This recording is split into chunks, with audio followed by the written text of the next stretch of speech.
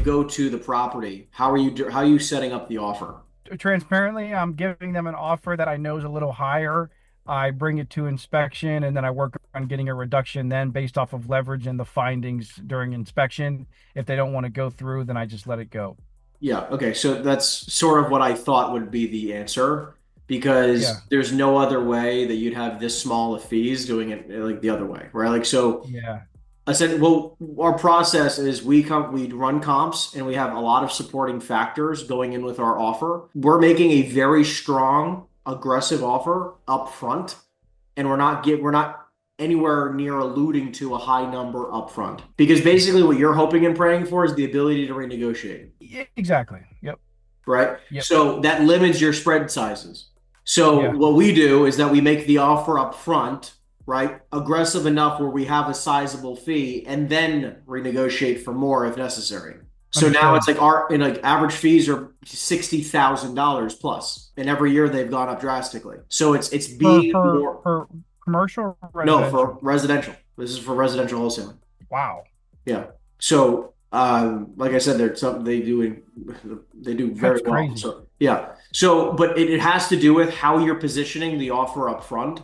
And yes, of course, like they might lose a couple deals, but like we're not doing deals that you're making $5,000. It just doesn't make any sense. Like we look to say like $50,000 spreads is our minimum. It's all about the upfront, all about the setup, and all about how you propose these offers up front Hmm. versus just saying, "Hey, what do you want? Okay, great, let's do a deal," and then you whack them down later and just try to do that deal. Okay, Sure. I so appreciate it. No. Yeah. yeah, so And how do you? I would definitely run comps ahead of time, bring printed comps, have an iPad, walk it all through, have a nice little presentation created. Or it doesn't need to be anything fancy, okay? But just a little bit of supporting details saying, hey, like this is the reason why your neighbor sold for X. This is why your property is going to sell for Y. You provide all this data up front to try to get them at a price in which you actually can make 50,000 up front minimum. I just think that your offers up front have been way too high. I agree. Probably. How are you running? Like, how are you running comps? Like, how are you? I'm not. When I'm giving offers, I'm not even doing a presentation or a lot of mine is just finesse, rapport, just having a conversation, keeping them on the phone, right? Getting them the ability to trust me. But as far as like, are you doing cash comps? Are you doing like, how are you running comps to structure a wholesale offer? Yeah, so I mean, depending on how you have it set up, if you don't have, Because how I, oh, yeah, sorry. Yep. no, go ahead, go ahead. I was gonna say how I give an offer is I find one or two properties that have been completely remodeled or redone. That's the ARV number. Okay, it's 350. Times 65 to 75% minus repairs minus fee.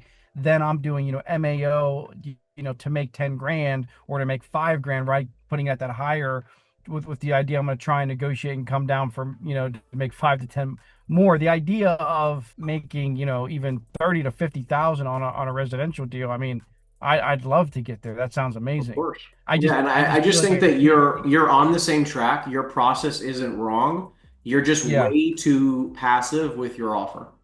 I see. So you have Yeah, your maximum allowable offer, and then you're taking 5 grand off that, right? yeah, It's like it's insanity, right? Like right, like we're sometimes doing it with $100,000+ spreads. right.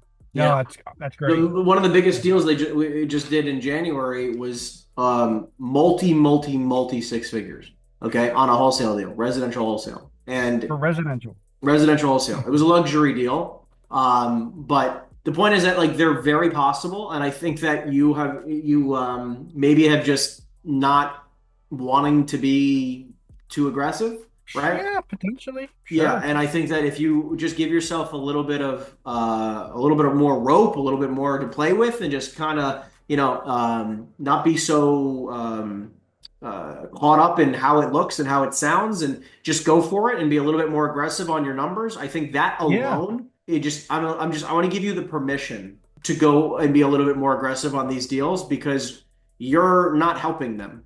Like in this situation, where like it's like these people in these situations care that they get like obviously they want good money for the property, but they want a surety of closing, right? So if you can just close on these deals, you're solving their problem. So it's not Yeah. always about the price, and I think that you're giving them way too much. You're giving overall, you're just giving them too much in this situation, and it's screwing you over. Sure. I could be making more. Yeah, and making more because you're solving a problem and you're just overpaying on your problem, right? Like Sure. they're underspending on solving their issue. You know what I mean? Right. Yeah, So you're definitely. providing a solution for a very cheap cost when actually they just want the problem solved, and you could have done it for 5 or 10 times as much money. And just like shifting your mindset a little bit more on that perspective, one, and then two, also, I think, especially because you're prospecting in these markets. I mean, Florida in itself, just being cognizant of it, I think you could actually go upstream in price points, right? Like, what's your average price points you're prospecting right now? I'd say in like the 225 to 350 range. Yeah. Okay, cool. I mean, So look, that's 200 to 300. yeah. So I mean, that's a good average. That's a good average. Yeah. And I think that you also could go a little bit more upstream, and I maybe would also focus a little bit more on the data. Those few things I think would do. So upstream in price, we're like, I don't think you have to cap yourself on the 350 range. I think you can go a little bit higher in price range, but also Okay. being a little bit more aggressive on your offers. And also, I would also maybe pivot a little bit more on your data. And what I mean by that is you're finding decent people who are motivated, and I feel like you're probably, if you focus on just like the deepest levels of motivation on these people, the price isn't a Hmm. problem at all. So Focus on I the think with that combination you'll do really well, which I think we could easily get your average fee to like 25K averages unless instead of 10, that right? would be great. But I would be then very happy with that. but I also see this as you also need to be working on your follow-up process late at night. Like when do you stop working on average? 6:30 to 7. Okay, so I would take 2 nights a week maybe at a minimum, and do 25 follow-up calls from 6:30 to 7:30. Okay. And every maybe even 3 days a week until you get cleaned up a little bit. But just realize like, hey, like I'm gonna take an hour and just do bang a bunch of freaking follow calls. Like everything in my old list, I'm gonna continue to follow up with, because what you're doing is this. Okay, I want you to see how much money you're losing. Okay, it's important to notice it because what I want you to understand, it's a big bucket of money. Because I'm taking notes. Yeah, I'm listening, by the way. Yeah. so just by taking the cream of the crop deals, which a lot of people do, which is like, these inbound leads come in, you take the cream of the crop of those opportunities, you go on those opportunities to try to close them, and then based on who closes, then you're going to try to take them to, to find buyers, go through the process, right? That's right. So what happens is that you're only capturing a percentage of the deals on the upfront, when I'm telling you 99% of your business, literally 100 times the business that you're doing right now, is captured in the remaining 99. The amount of deals that you could be doing per year could be literally 10 to 100 fold if you figure out your follow-up process.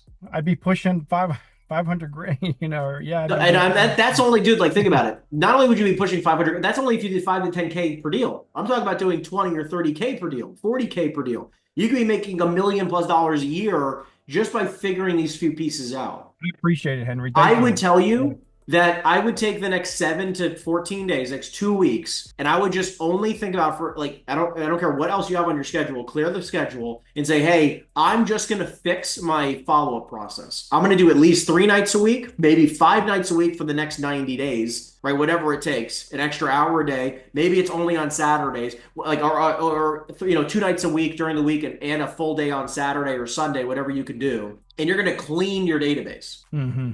Yeah, Okay. just falling up. Yeah. 100%. Just calling all of them. Yeah. Get it Just cleaned up. ripping through. And then from now on, now what's going to happen is that you're going to then eventually have a process where this is what's going to happen. You're going to, during the day, you're going to clean up your process, and we're like at 5 o'clock or whatever, you're going to call these people and set up the appointments. And then what you're going to do is that these should all now be, because you have them in Go High Level, right? Exactly. All in Go High Level. All of Okay, them. what I want you to do is I want you to get a software called Podio. Podio. Okay. Okay, I want you to get Podio, and I want you to be able. You can set it up however the way you want it. It's a very intricate software. I imagine you have some good technical skills if you've figured all this process out so far. Podio will be a very huge help for what you're doing, and what you'll be able to do is you'll be able to put them in buckets and know exactly who to follow up with and when. And you can track all that data. And this way you can say like, okay, great. This person didn't say like we weren't able to do a deal now. You give them the aggressive offer, depending on how like all the leads that you couldn't get a hold of who inquired in a positive fashion. Think about it. It's like 95% of people, right? It's a bunch. Yeah, it's a ton, a huge percentage, right? Like, so it's I want to help you capture that remaining 90+% or whatever that is, which you'll have to realize that, like, hey, great, like 2 nights a week, it's just following up with these people, Hmm. right? Hmm. One Yeah. day or 2 days a week, it's following up with the past. One day, it's like you prioritize, super hot stuff, which, like, the people who inquired you haven't got a hold of yet. Next tier is the people you've spoken to where they didn't like your offer, but you still think you can make some money, right? Like, and you go down the tier of how hot of the lead it is until you clean it all up, Thank you, Henry. I appreciate. No, that makes a bunch of sense. Yeah. right? Because I feel like Um, you're leaving a lot of money on the table. I think I am too. And I appreciate, what you said about giving me permission and, be more confident. And with that, I do have two questions I'm very curious about. Mm-hmm. And the first one's around comping. How do you comp the best for a wholesale offer? What are you looking at cash on? Are you just looking at, I hate for that to sound like a stupid question, but I look at, I have prop stream out. I mean, I look at the I don't cash. think your process with coming up with an offer is incorrect. I don't think that's the least of your worries. Okay, what I want you to do is I just want you to add 50 minimum thousand on every deal. Like, you're not making an offer at anything less than your maximum allowable offer minus 50 to $100,000. Sure. Okay. It's just when I feel like, and again, and this may be where you can help me. I feel like I kind of have gone lower, and people just, like laugh, No, for they sure, don't even but like. you have to start. You're starting here. I just want you to start here. Yeah, I I'm got not you. saying here. Yeah. I'm saying here, right? Like, just give yourself a little bit more room, Yeah. right?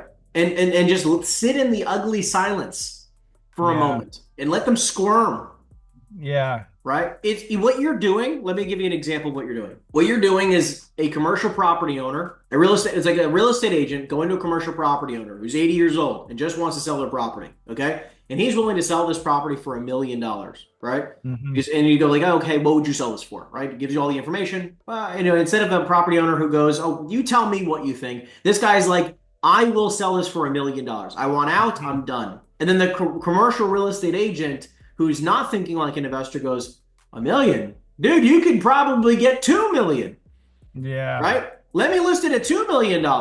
And then the guy's like, okay, well, I'm only going to pay you 3% commission. Now you just made this guy $1 million extra, and he's nickel and diming you on commission. When Hmm. in difference, I would be the guy who goes $1 million. Okay, great. Let me run over the numbers. I think I could probably get pretty close to that. Great. You know what? Actually, we ran the numbers. The best we could do is 900. It's like, again, the guy just wants to sell it. You're Right. solving the wrong problem. I'm Right. not his fiduciary. I didn't sign an exclusive listing. You're not these Right. people's fiduciaries. Right. You know, Right. you're an Right. investor, for sake. Act like Yeah. one. Right. Yeah. I appreciate it, Henry. Thank you.